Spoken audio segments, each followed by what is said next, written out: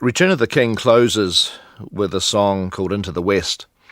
And that song has a very interesting background in terms of how it was inspired.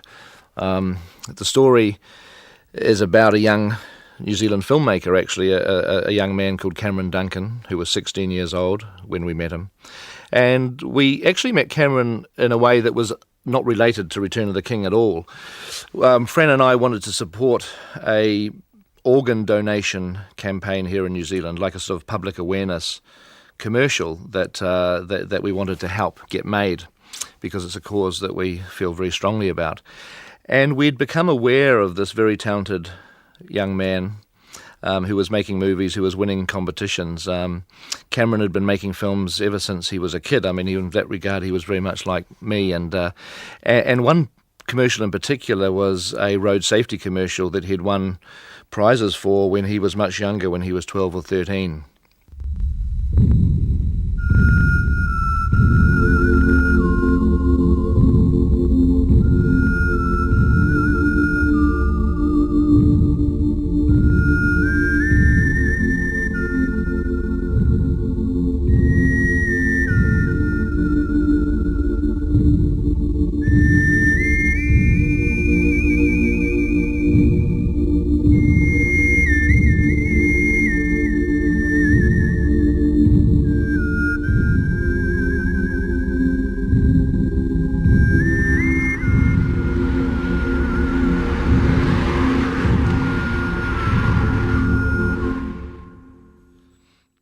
So we were very impressed with Cameron's work, and we thought that it would be great to invite Cameron to actually make this organ donation commercial, because it was a chance to as well as supporting the campaign, to actually give support to a young filmmaker as well. So we had this plan of inviting Cameron to make this commercial, of getting some volunteers from the Return of the King crew to help film it during the weekends, and we were going to use our equipment and cameras and kind of do this thing. So we contacted Cameron about this, and we found out something that Cameron had just experienced that we had no idea about, and he had contracted cancer.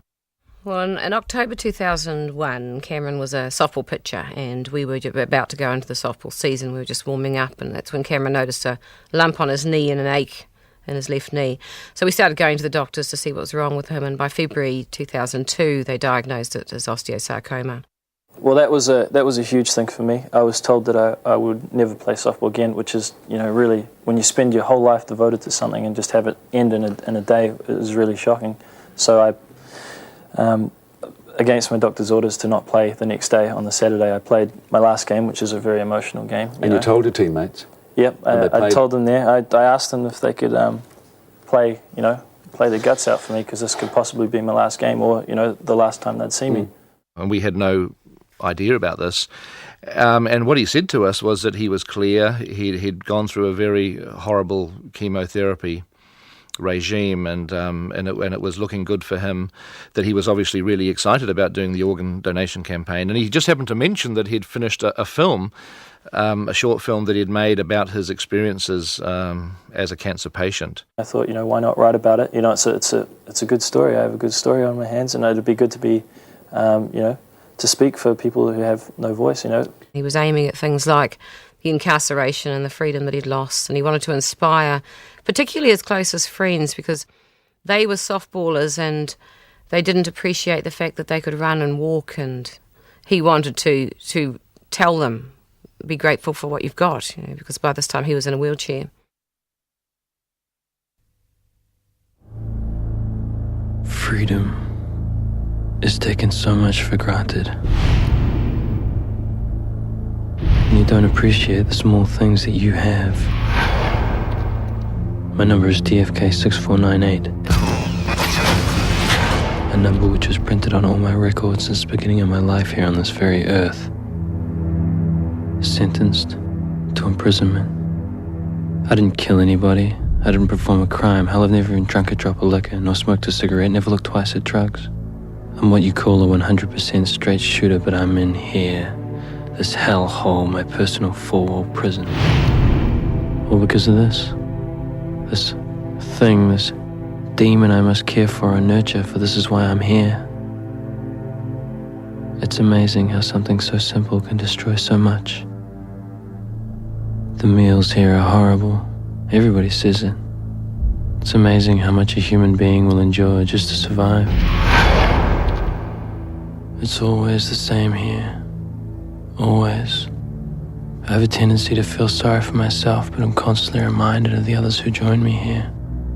These people. They're only young. They too have committed no crime. For everyone here is innocent. I go through the day in, day out routine. The head guard is so punctual. He comes in on every morning, binds me to my room. It's a punishment I must face as part of my sentence.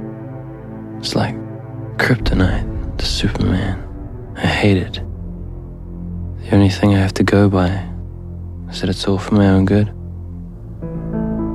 I suppose it's my fault I'm in here. For years I've spent toying with fate. Maybe fate has chosen to toy with me. In which case fate has served its purpose well. I was so free. The world, my playground, the soil, my arena. Fate has pushed me so far as to see my life teeter on the edge of a building. But I would never jump. I live for my peers, for the people I love. For when I die, it is not me who will be affected. It's the ones I leave behind. This would probably be the only goddamn prison that leaves their doors unlocked. It's a torture that each inmate must face. But I dare not leave. Not even for freedom. The worst part about being in here is how time ticks by incessantly, so slowly. Being caged doesn't mean that time stops, for we all live our lives by the clock, and so too do I live mine, but much slower. Seconds feel like minutes, minutes like hours, hours like days, days like months. It's like chasing a rainbow to no resolve. You just chase it. I found the best way to pass the time is to sleep, because when I sleep I dream, and when I dream I can rise above the walls of the prison. I dream of waking up among lilies and getting that feeling in my body that only comes when you're by yourself. I dream of the simple things that possess so much beauty for even the most unfortunate man. I dream of listening to the whisper of my breathing, paying attention to the function more so than at any routine moment. I dream of seeing things so beautiful that it hurts to watch them. Freedom is taken so much for granted when you don't appreciate the small things that you have. You know, the hardest part about dreaming is having to wake up.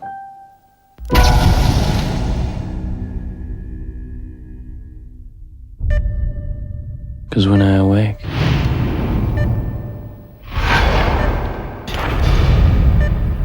I'm still here.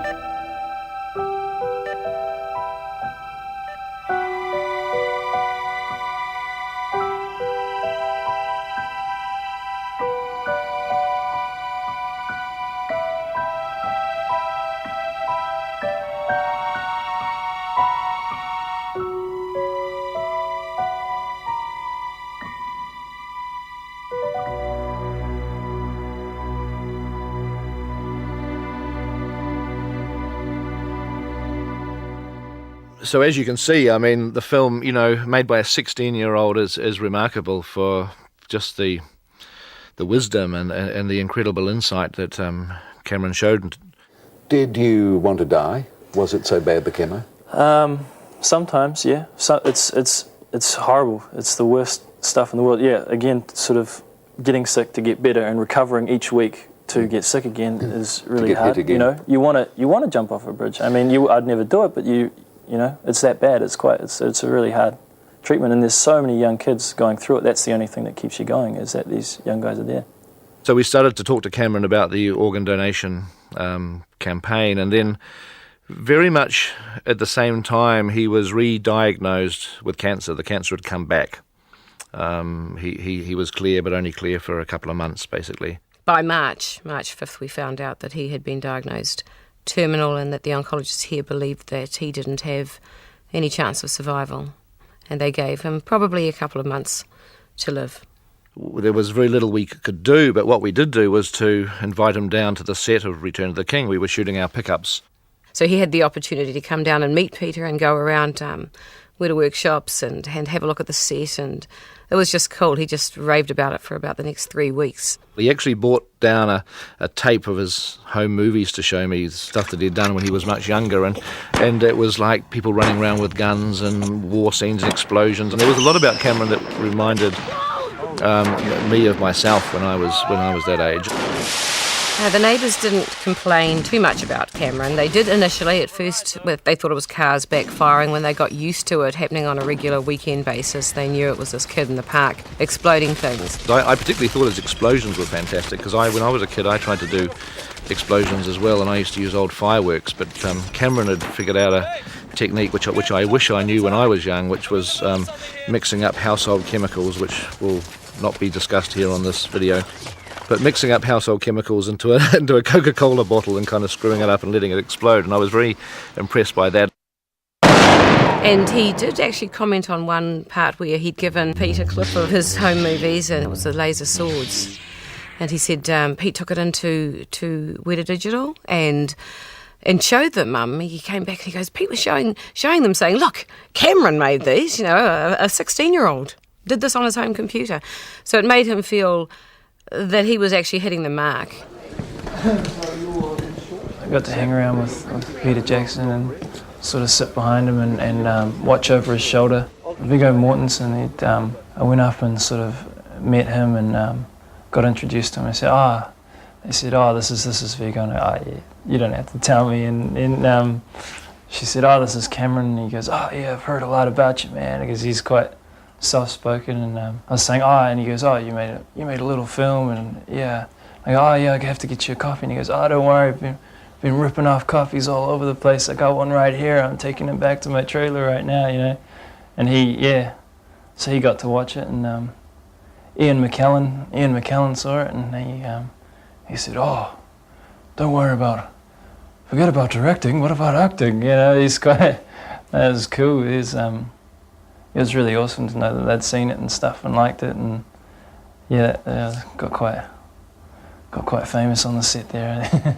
We had a lot of fun with Cameron on set. He really got to bond with the actors, and we were obviously, hoping that we could help him in whatever way to fight this disease. We were talking to him about the organ donation commercial, which he still wanted to do, and as the months wore on, obviously he was fighting a very tough battle, and it got to a point where I think Cameron in his heart probably felt that he had limited time.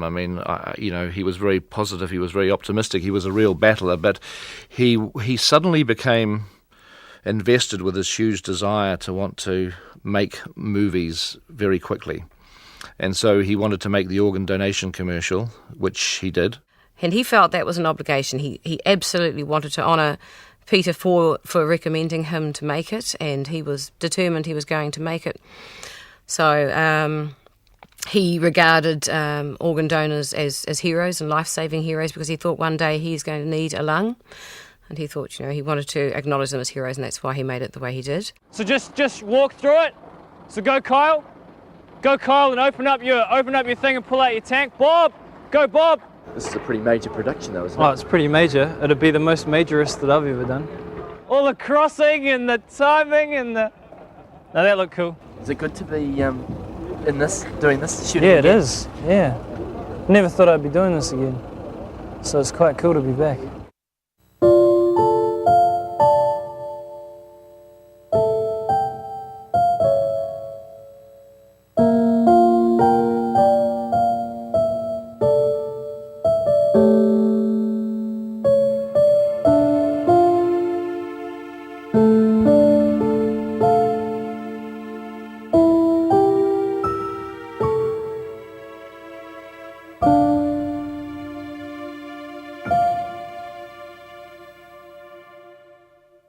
And more remarkable than that is a film called Strike Zone, which he did. Now, Strike Zone was made when Cameron was undergoing what was essentially his last round of chemotherapy, and he was incredibly ill. He wrote the film during one bout of chemotherapy, very sick, in bed, when the chemo had a break for 2 or 3 weeks between the bouts of chemo, he gathered enough strength to get out of hospital bed and to actually undertake this shoot, which had night shoots. It was raining, it had war scenes, it was this technically difficult little film to make. And I remember talking to him just after he'd finished the movie, and I was in England doing the music at this stage for Return of the King. We were over in England, he was down here in New Zealand, and I asked him what it was like, how it went, and you know, he was sort of talking about the normal things that any filmmakers experience, about how difficult the night shoots were, how difficult the rain was, and the extras, and having to stage this softball match, actually, which is in the film. And then he sort of says, and it was a real bummer because I right in the middle of it, I popped a hole in my lung, which was a result of this cancer had eroded his lungs away to such an extent that he popped a hole in his lung. And the way that he just threw it out there like it was just one of those other annoying things that happened during the shoot,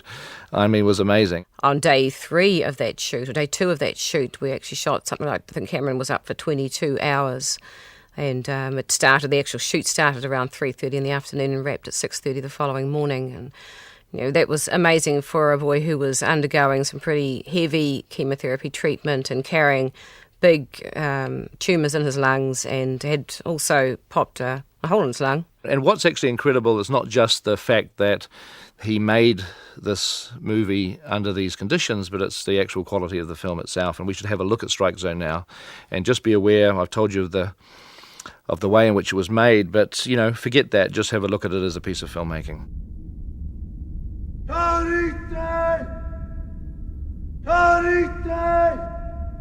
Come on! Ring la paquilla, wawa taquilla, caquillo, oki. Aikina de oki. Akamate, mateko. Akamate, mateko. Atenete tamata. La indiki, paka pitite. Aupa, aupa.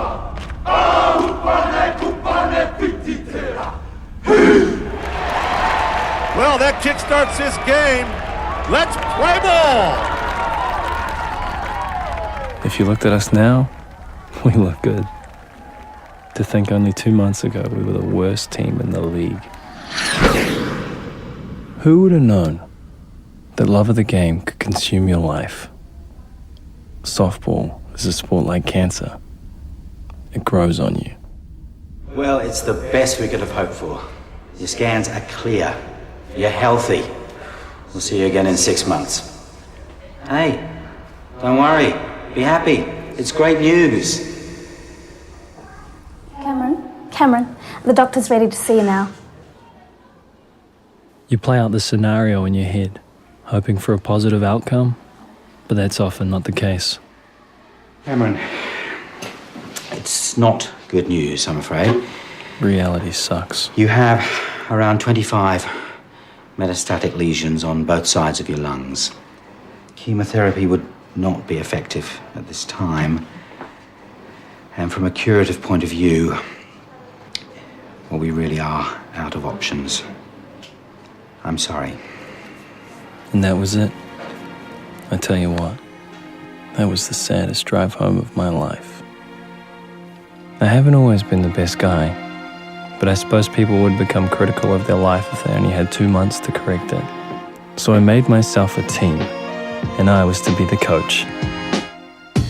I knocked on every door with a ball outside in the yard, every youthful prospect in the neighborhood, and I held the postcard close to the man who would make it all worthwhile, the legendary Kevin Herlihy, the man who could throw the fastest projectile on the planet, the 220-kilometer fastball that would win me my championship. I'm sorry, I must have the wrong house. I was looking for Kevin Herlihy. No, you're at the right house.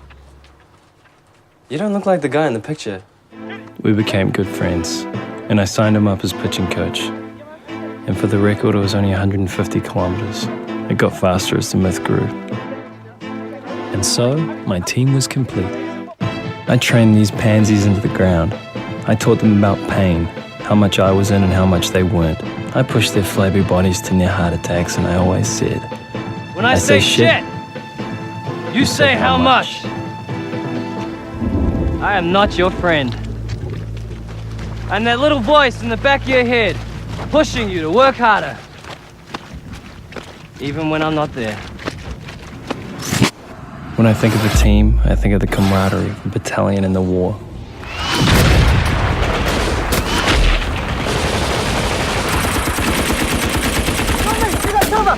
You two, find the hole!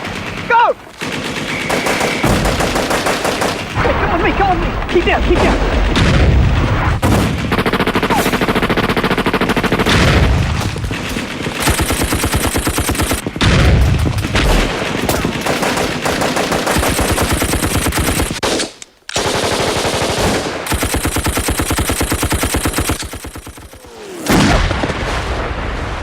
My men are soldiers, and the diamond is our battlefield. Softball is the game of life to me. There's something about the gracefulness of it all that makes it the greatest game on earth. Hey Cam, we're down 2-1. We really need you to get out there and talk to the guys now, eh? Yeah. Sorry. Yeah, I'll talk to them. Now that I've told you our story and how we came to be, we're losing. And I need a miracle. 2-1 with a runner on first and no outs? Jesus. That is not in our favor. 15 minutes is all we got left, guys. 15 minutes. 2 innings and 6 outs.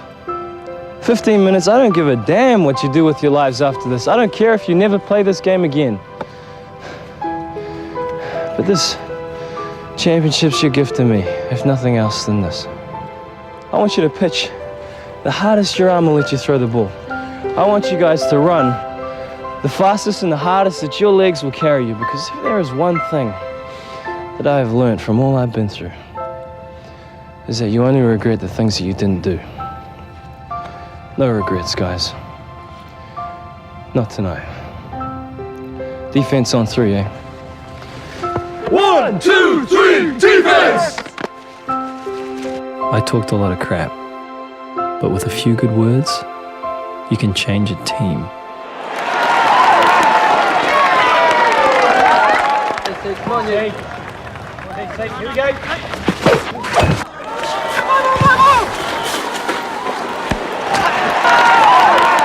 It's unbelievable, folks. I've never, ever seen anything like that in my entire career. What a catch!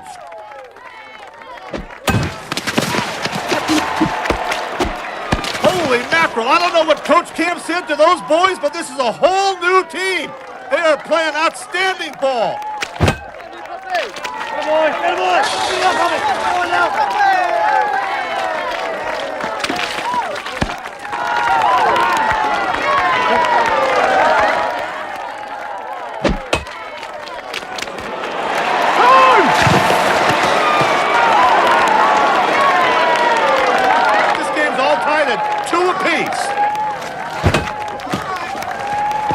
I told Lee Cameron to run into them if they get in your way.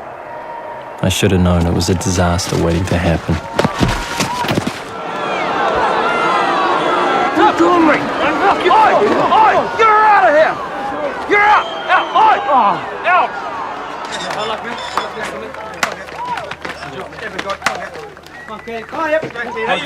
Come on, Tina!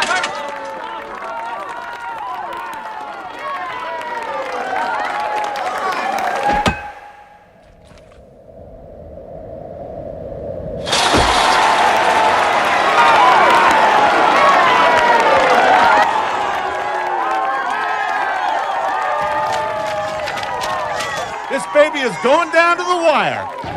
Sorry, pal. Kurt was always the show pony. DC got ran out, and Max was caught at left field. That left us with 3-2 in our favour. We got 2 quick outs, but the pressure was on when a runner got to second. And there we were. 1 out for the game. 1 out, and it was all over.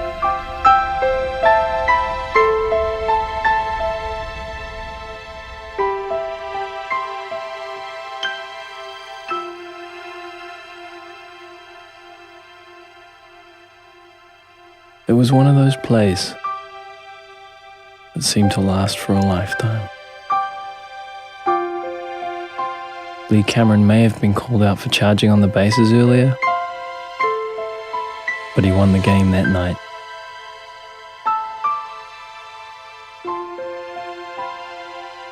I'll never forget their faces as they charged home to hug Lee.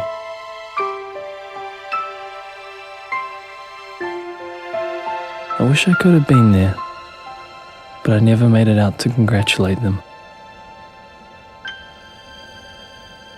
You just know when death is coming, because you start remembering your life more than you actually live it.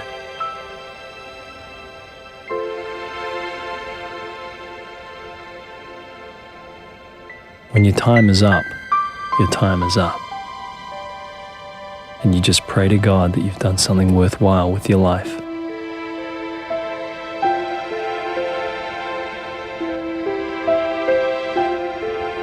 I prayed that the guys would never forget this night and what we had. This was our championship, and this was their gift to me. They chose me a spot on the hill, so I could guard the field as the seasons passed time and time again. To bring a team of men together like that is something short of magic. I hope I'll be missed, and I want people to cry at my funeral. But the one thing that I don't want to be is I don't want to be forgotten. And I think I've done a pretty good job of that.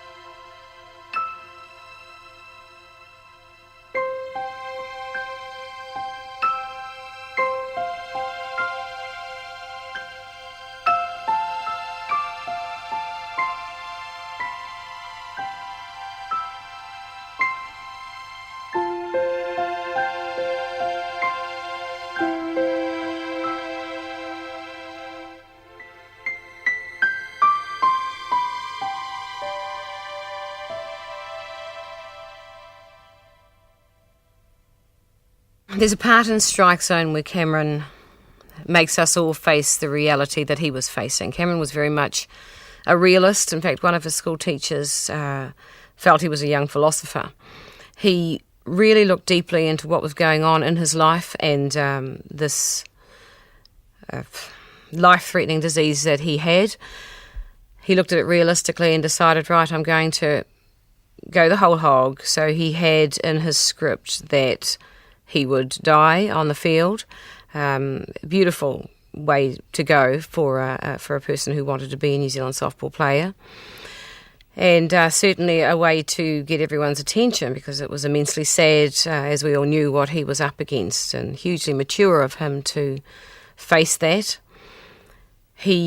I'd seen the script and I thought, oh, Cameron, why do cancer victims always have to die? You know, why can't you make a movie about them winning? Because I was so positive and I just so didn't want to face this part. And he just made me look at it. In fact, Fran and I talked about it after Fran and Pete had seen Strike Zone, and Fran said too, he's using a medium to make us realise what we don't want to realise. We don't want to see. And at that time, Fran was writing the song Into the West for the end of the film, except she wasn't very inspired and was kind of stuck and was sort of sitting for hours looking at a blank piece of paper trying to figure out what the lyrics of the song could be.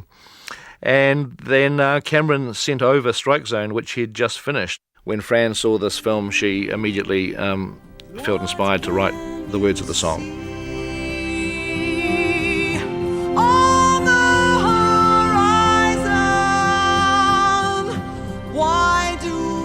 When we were in England in August, we were thinking about writing the song.